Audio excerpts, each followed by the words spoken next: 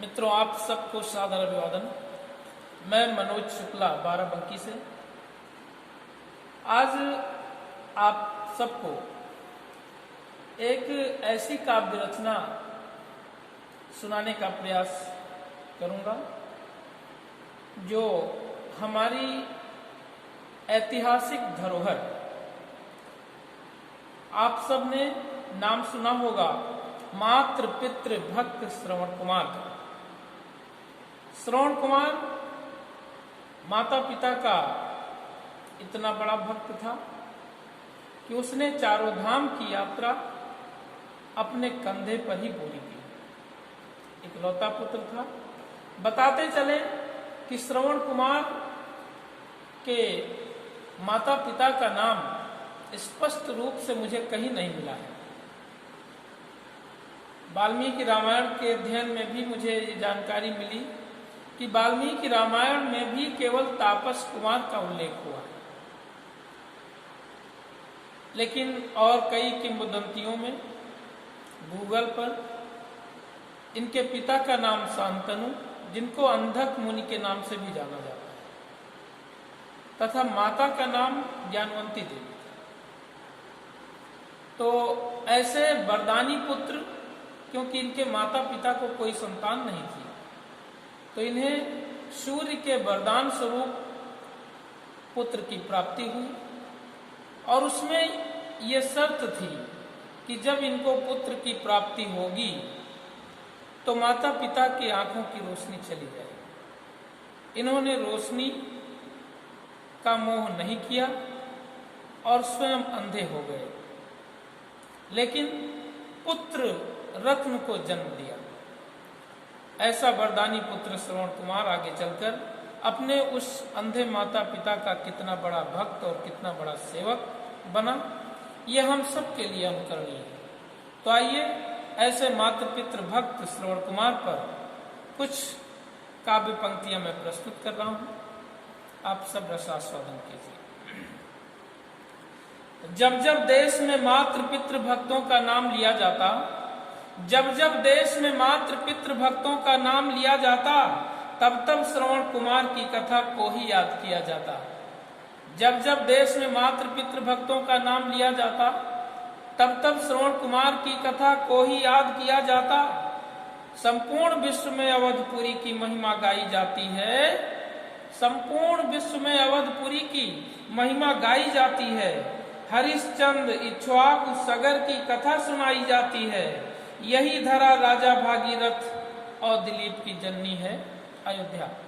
यही धरा राजा भागीरथ और दिलीप की जननी है। यही धरा बन गई आज संपूर्ण विश्व की तरनी है। इसी धरा पर महाराज रघु ने भी जन्म लिया था। इसी धरा पर महाराज रघु ने भी जन्म लिया था। परम प्रतापी राजाओं में अपना नाम किया था। इसी धरा पर राजा अजसुत दशरथ भी जन्मे थे। इसी धरा पर राजा अजसुत दशरथ भी जन्मे थे। इसी धरा के राम लक्ष्मण सबके तन मन में थे। इसी धरा के हरिश्चंद्र ने सत्य धर्म अपनाया था। इसी धरा के हरिश्चंद्र ने सत्य धर्म अपनाया था। सत्य धर्म के पालन में अपना सर्वस्व गंवाया था। सत्य धर्म के पालन में अपना सर्वस्व गंवाया था। महाराज रघु के कारण ही रघुकुल था विख्यात हुआ। महाराज रघु के कारण ही रघुकुल था विख्यात हुआ। जिनके आदर्शों का पालक राजा दशरथ साक्षात हुआ। यही अयोध्या चिरकालों से भूमि रही है वीरों की। यही अयोध्या चिरकालों से भूमि रही है वीरों की। राजा भागीरथ की तपोभूमि राजा दशरथ के तीरों की। यही अयोध्या चिरकालों से भूमि रही है वीरों की। भागीरथ की तपोभूमि राजा दशरथ के तीरों की। भक्त श्रवण भी इसी अयोध्या का रहने वाला था। भक्त श्रवण भी इसी अयोध्या का रहने वाला था। विधिवत माता पिता की सेवा को करने वाला था। नाम पिता का शांतनु था। नाम पिता का शांतनु था, जो अंधक मुनि कहलाए थे। ज्ञानवंती माता थी उसकी, जिसकी गोद में आए थे। यद्यपि इनके माता पिता का सही प्रमाण न मिल पाया, यद्यपि इनके मातु पिता का सही प्रमाण न मिल पाया, वाल्मीकि रामायण में तापस कुमार लिखकर आया।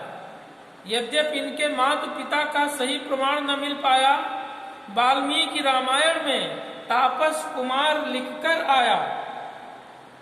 वह वरदानी पुत्र श्रवण इस लोक में जिस क्षण आया था, वह वरदानी पुत्र श्रवण इस लोक में जिस क्षण आया था, माता पिता दोनों ने निज आंखों की ज्योति गंवाया था। वह बालक निज आश्रम में ही सरयू तट पर रहता था। वह बालक निज आश्रम में ही सरयू तट पर रहता था। अपने अंधे माता पिता की सेवा निस दिन करता था। बूढ़े अंधे माता पिता का श्रवण ही एक सहारा था। बूढ़े अंधे माता पिता का श्रवण ही एक सहारा था, जिसकी पितृभक्ति के आगे सकल विश्व यह हारा था। जिसकी पितृभक्ति के आगे सकल विश्व यह हारा था। अंधे माता पिता ने एक दिन श्रवण को अपने पास बुलाया। अंधे माता पिता ने एक दिन श्रवण को अपने पास बुलाया। चारों धाम की यात्रा करने का अपना विचार बतलाया। अंधे माता पिता बोले, हे पुत्र, हमारी इच्छा है, 4 धाम यात्रा करवाना तेरी कठिन परीक्षा है। अंधे माता पिता बोले, हे पुत्र, हमारी इच्छा है, 4 धाम यात्रा करवाना तेरी कठिन परीक्षा है। बूढ़े माता पिता की इच्छा श्रवण पुत्र था, भांप गया। बूढ़े माता पिता की इच्छा श्रवण पुत्र था, भांप गया। मन ही मन वह 4 धाम का पूरा रास्ता नाप गया। मन ही मन वह 4 धाम का पूरा रास्ता नाप गया। यद्यपि कार्य कठिन था, क्योंकि दोनों बूढ़े अंधे थे। यद्यपि कार्य कठिन था, क्योंकि दोनों बूढ़े अंधे थे, किंतु उन्हें ले जाने को तैयार श्रवण के कंधे थे।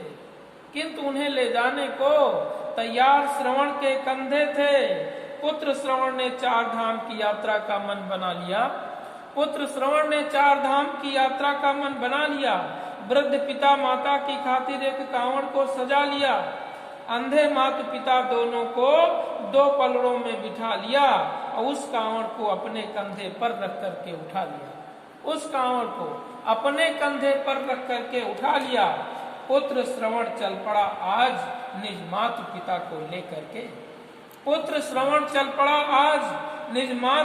को लेकर के 4 धाम की यात्रा को भी कठिन चुनौती दे करके कांवड़ ले चल पड़ा श्रवण। जब 4 धाम की यात्रा पर जब 4 धाम की यात्रा पर अंधे माता पिता पुलकित थे उसकी कठिन साधना पर। नंगे पैरों 4 धाम की यात्रा उसने पूरी की। नंगे पैरों 4 धाम की यात्रा उसने पूरी की। माता पिता की इच्छा उसने छोड़ी नहीं, अधूरी थी।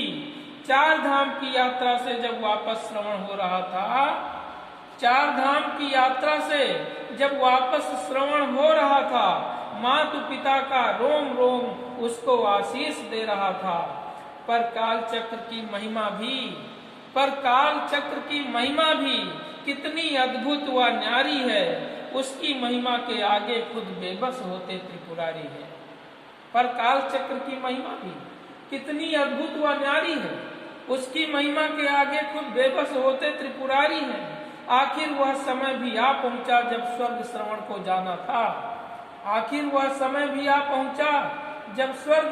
को जाना था। मृत्यु लोक के अंतिम सत्य को आज उसे भी पाना था। पथ पर चलते चलते जिस क्षण में पूरी अयोध्या पास लगी, माता पिता दोनों को अतिशय तेज अचानक प्यास लगी। बोले हे पुत्र तनिक ठहरो, अब आगे चलना बंद करो, प्यास लगी हम दोनों को है, जल का शीघ्र प्रबंध करो। बोले हे पुत्र तनिक ठहरो, अब आगे चलना बंद करो, प्यास लगी हम दोनों को है, जल का शीघ्र प्रबंध करो। माता पिता की आज्ञा पाकर श्रवण वहीं रुक जाता है। एक वृक्ष की छाया में उन दोनों को बैठाता है।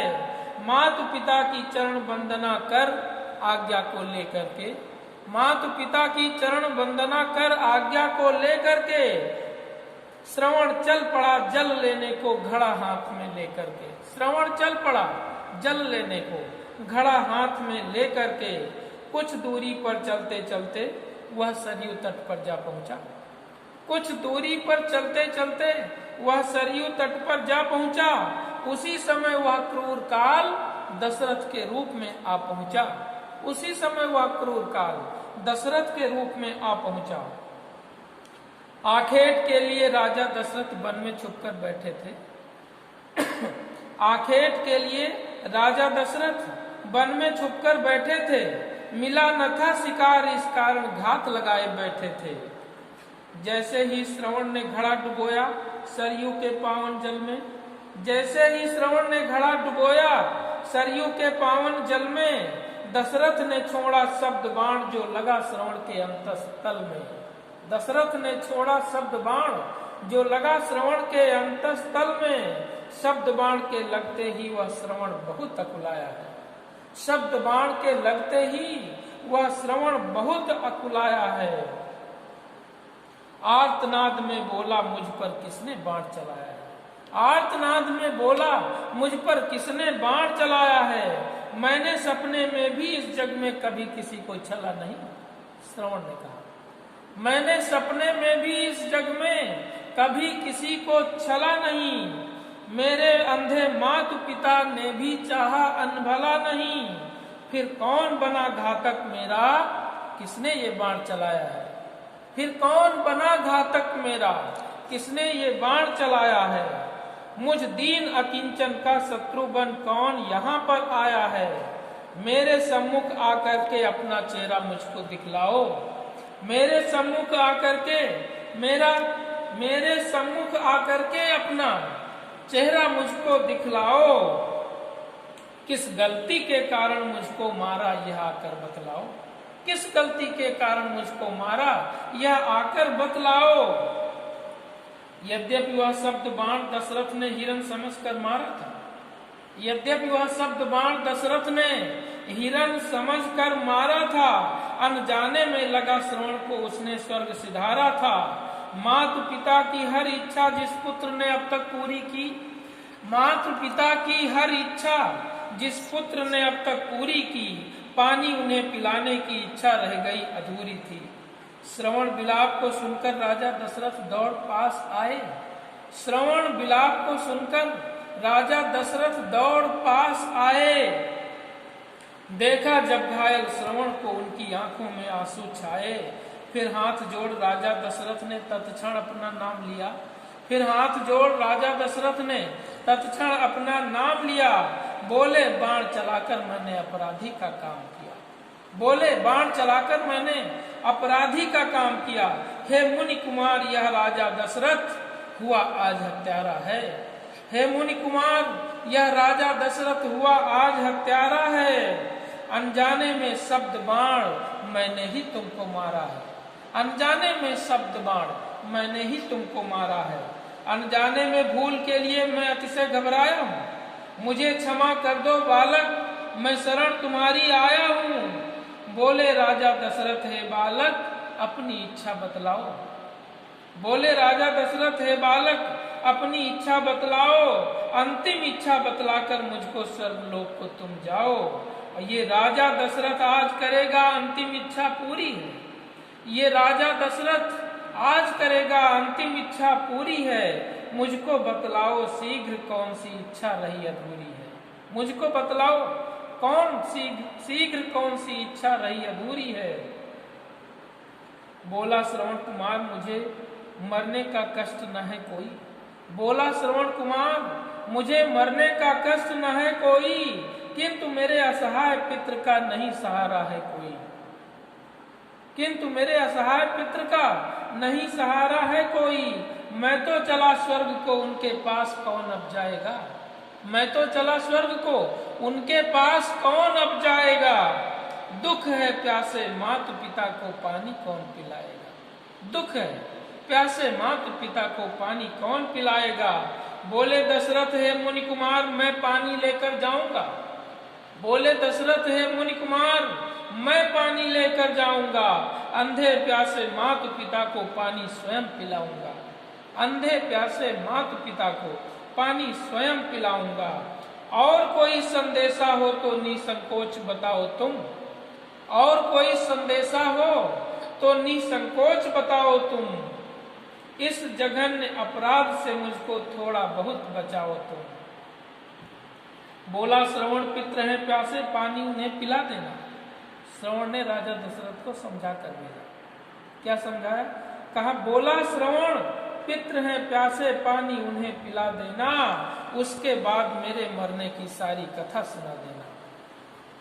बोला श्रवण पित्र हैं प्यासे, पानी उन्हें पिला देना, उसके बाद मेरे मरने की सारी कथा सुना देना।